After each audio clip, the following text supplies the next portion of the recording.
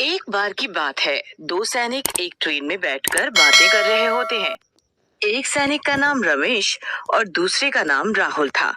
रमेश राहुल से कहता है, अरे राहुल भाई, आप भी बहुत समय से सेना में हो। कुछ कहानी सुनाओ सेना की, थोड़ा टाइम पास हो जाएगा। अभी तो पूरी रात पड़ी है। आप भी रमेश भाई खुद सेना में हो, कहते हो कि कोई कहानी सुनाओ। अरे सेना का तो एक एक दिन ही कहानी है, लेकिन आप इतना कह रहे हो तो सुनो। ऐसा कहकर राहुल कहानी सुनाने लगता है। रामवीर नाम के एक सैनिक थे। रामवीर बहुत ही देशभक्त और बहादुर थे। रामवीर को देश के अलावा कुछ नहीं सूझता था। जब देखो देशभक्ति की ही बातें किया करते थे। वाह राहुल भाई, आपकी कहानी तो बहुत ही इंटरेस्टिंग लग रही है। फिर क्या हुआ, थोड़ा और बताओ रामवीर जी के बारे में। रामवीर जी की कहानी ही ऐसी है, जो सुनता है और उसे और सुनने की इच्छा करता है। रामवीर अपने देश से बहुत प्यार करते थे।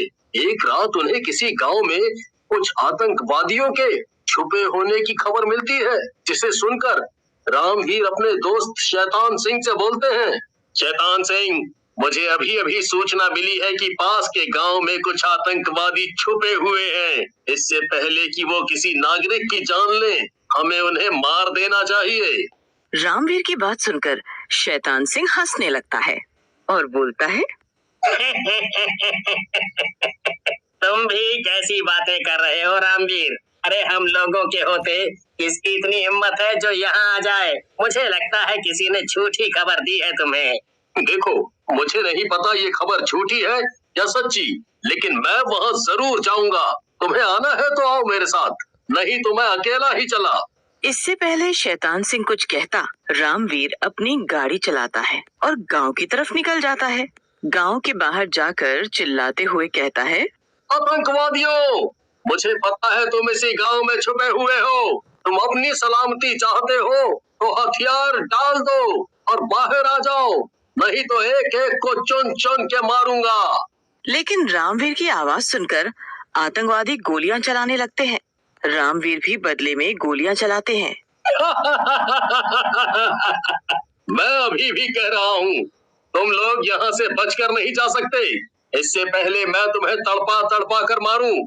लेकिन रामवीर की बातों का आतंकवादियों पर कोई फर्क नहीं पड़ता और वो गोलियां चलाते रहते हैं। रामवीर भी उनका सामना बहादुरी से कर रहे होते हैं, लेकिन तभी एक गोली उनके पीठ पर आकर लगती है। ये गोली किसने चलाई, वो भी पीठ पर? कौन है?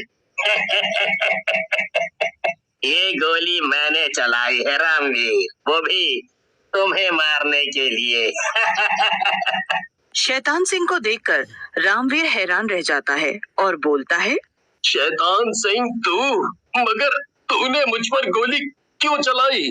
तू तो मेरा भाई है, देश से ये गद्दारी क्यों?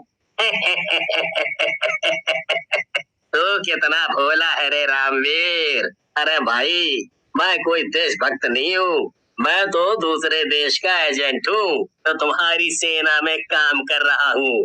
चल, अब तेरे मरने का समय आ गया। ऐसा कहकर शैतान सिंह रामवीर के सर के बीच में गोली मार देता है। रामवीर मर जाता है। ये बात सुनकर रमेश कहता है, फिर क्या हुआ? उस दुष्ट शैतान सिंह का क्या हुआ? क्या वो पकड़ा गया था? वो मुझे मिल जाए तो मैं उसकी जान ले लूं। रमेश भाई, अभी कहानी पूरी कहाँ हुई है मेरी? इसके बाद तो रामवीर की कहानी शुरू होती है। दरअसल रामवीर को मारने के बाद शैतान सिंह वहाँ से चला जाता है। बारिश बड़ी जोरों से हो रही होती है। तभी एक चमत्कार होता है। रामवीर की आत्मा रामवीर के शरीर से निकलती है। अरे, मैं तो जिंदा हो गया। मैं अब अपने देश के दुश्मनों को नहीं छोड़ूंगा। लेकिन तभी उसकी नजर अपने शरीर पर पड़ती है और वो दुखी हो जाता है। लगता है मैं मर गया हूँ और ये मेरी आत्मा है। लेकिन चलो, अच्छा है, कम से कम मैं उस दुष्ट शैतान सिंह से अपनी मौत का बदला ले सकूंगा। ऐसा कहकर रामवीर की आत्मा शैतान सिंह को मारने के लिए निकल जाती है। शैतान सिंह अपने आतंकवादी दोस्तों के साथ होता है। बड़ा आया था देशभक्त बनने, मार डाला हमने उसे। इसके जैसे और जितने भी हैं, उन्हें चुन चुन कर मरना है, फिर तो ये देश अपना है, अपना।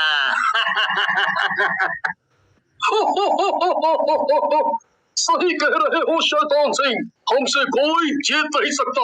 पहले हम ये रामवीर जैसे देशभक्तों को मारेंगे और फिर इस देश पर कब्जा करेंगे।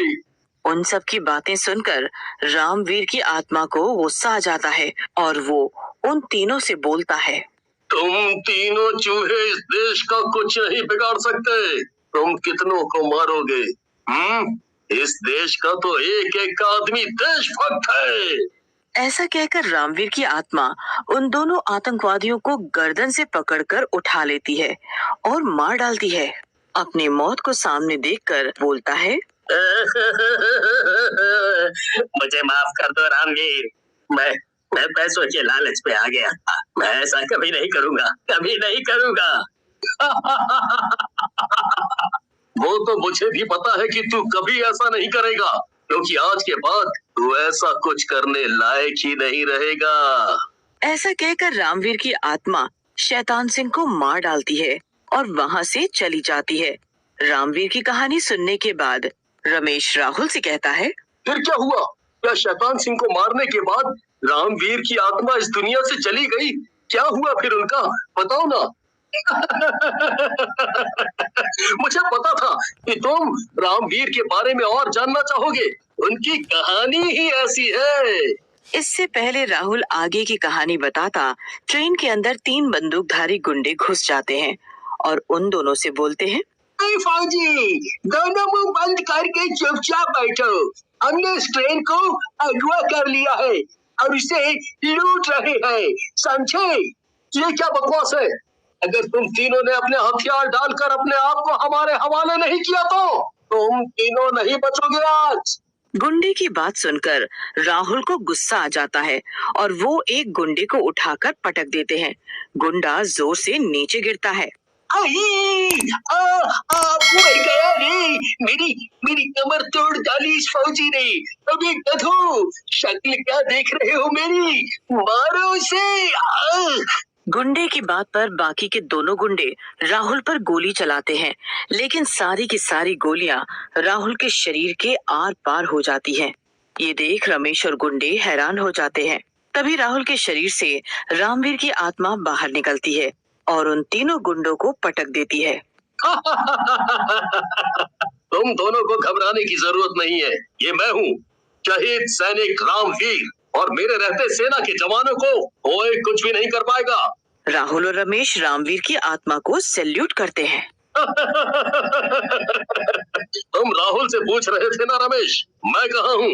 अभी मैं इसी दुनिया में हूँ, और जब जब मेरे देश को मेरी जरूरत पड़ेगी मैं वापस आऊंगा। हाँ, वापस आऊंगा। ऐसा कहकर रामवीर वहाँ से चला जाता है और राहुल और रमेश उन तीनों गुंडों को अगले स्टेशन पर पुलिस के हवाले कर देते हैं।